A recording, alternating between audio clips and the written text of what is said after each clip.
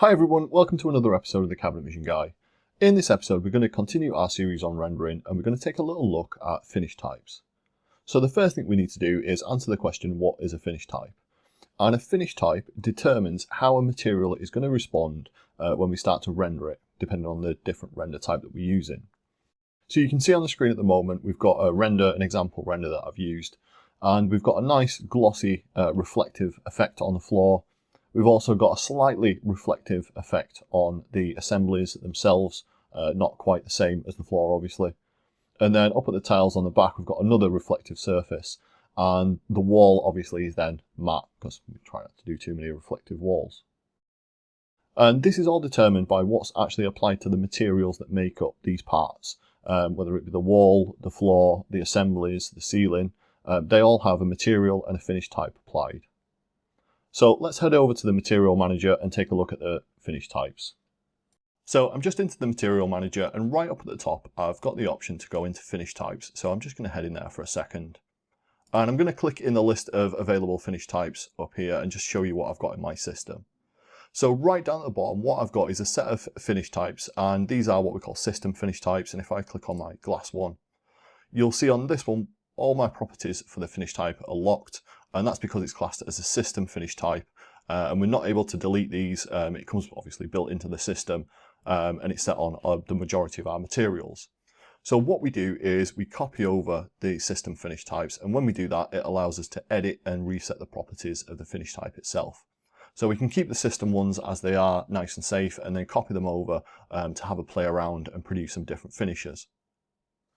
So what I can do on the finish type is I can give it a name and description. I can then come down and pick the shader for the finish type, and this is going to have the biggest effect on the material or the finish when we come to render it. So the different finish types that we can select from are glass, gloss metal, gloss plastic, metal, mirror, plastic and wood. Now, just because they have the material name in there doesn't mean that we have to use them on that specific material. It really is just to get a visual effect. So for example, on this one I've got glass set, and down here I can set the transparency of the material, and that's set somewhere near the top, but I've not set it to 100%, just because I want to be able to see a little bit of the material when I begin to render it. We can also set different properties for the finish type as well, for how light is going to interact with our finish type, whether it's going to reflect or absorb, and that's done through the ambient, diffuse and specular. Now if you have a look in the help file, we've got a definition for each one of these properties. But I like to personally get this onto job level and have a bit of a play around in a render to see what effect it's going to give me. Now you'll see in my system I've got several different finish types set up for different scenarios. So I've got one in there for chrome, and if we have a look at this one is set to be, for example, a gloss metal with transparency. It's set to its lowest. And then if we have a look at another one, I've got a gloss material set up here. So on this one, for my gloss material, I might have some situations where I want a really high gloss material, and then I have some situations where I want a sort of like a more reserved gloss material. And that's obviously dictated by the reflective properties of the material itself. We choose that by selecting a shader. So for example, on this one, I've got this set to just being a simple plastic, and that'll give me quite a low reflection in there. But if I wanted to, I could set this to being a gloss plastic, and then it would give me a lot more reflection detail when I begin to render that material. So from here, I'm just going to show you where we go about setting a finish type on the material. So if I just come in and have a look at some of the basic MFC that I've got set up on my system, one of the tabs that we've got for each material is the option to have our finish type. And you'll see that what I've got set up in here is really simple. I've got my system matte applied to the matte materials, and then my system gloss applied to the gloss materials.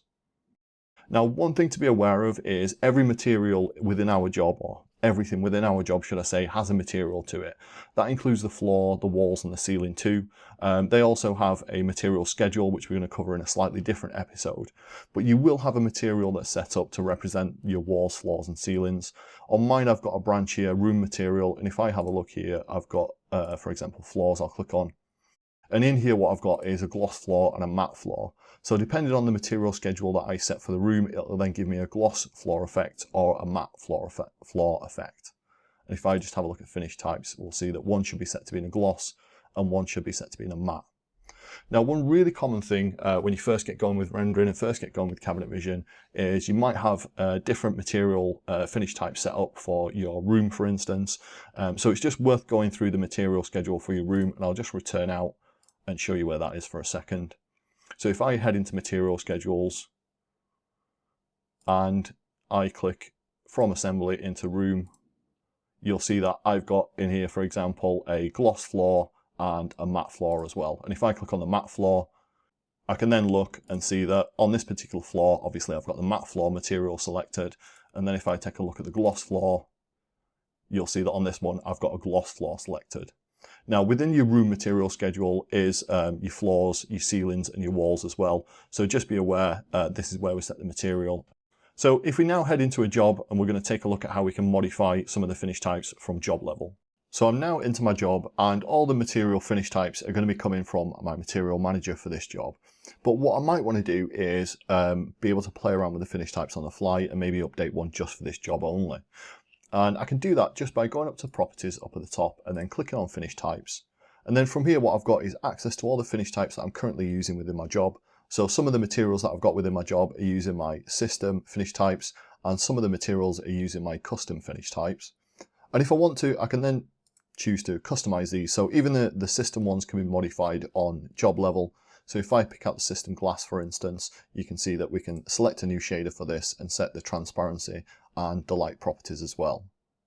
A good example of this would be if we pick out the high gloss. I've currently got that set to be in a gloss metal, which is going to give me a really reflective material finish. So I might want to tone this down on my particular design, and I can do that by just hitting plastic. And as soon as I do that, you'll see that the shader at the bottom also updates to show us how this finish is going to roughly look. We can also select, I'm not going to update, but we can also select a finish type for each individual component, which is really useful if we're doing something like building a custom mirror. So what I'm going to do is I'm just going to head down to assembly level. And within 3D, what I can do is I can click on any of my components. So for example, my top, and I can select the finish type on the left-hand side. Again, the finish type that's been applied at the moment is being applied through the material and the material manager. One of the reasons why this is so useful is occasionally when we're bringing in models, for example, we've got hanging clothes here, we might select the different finish or finish that's not quite correct for a model, and you might see something that's reflective, for instance, that shouldn't be. And if we are doing that when we're just in the middle of a design and we don't want to mess around sort of saving anything back into the library or setting anything up, we can click on it in 3D, select the finish type, and then continue with our render. Hopefully you found this episode useful. Feel free to give us a like, share and subscribe. We're also on Facebook, that's facebook.com/thecabinetvisionguy, and Instagram too, that's instagram.com/thecabinetvisionguy. Cheers!